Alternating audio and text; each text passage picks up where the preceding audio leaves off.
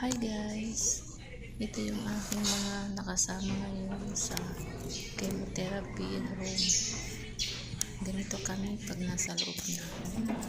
Lalo na pagka nalagyan na ng mga suwero, kaya naiturok na yung mga gamot.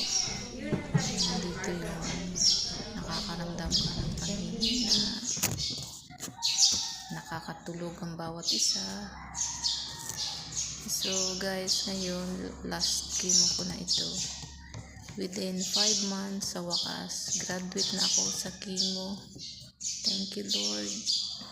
Thank you very much. At nakagraduate na rin sa chemo. Sabi nga ng doktor, huwag maging kampante. Pwede ba bumalik ang cancer? Kaya monitoring tayo every 3 months sa loob ng 1 taon. Then, pagkatapos ng 1 taon, every 6 months naman, katapos uli ng 1 taon, yearly na ang aking monitoring. Sana Lord, huwag nang bumalik at lumayo-layo ka ng cancer, huwag ka nang bumalik.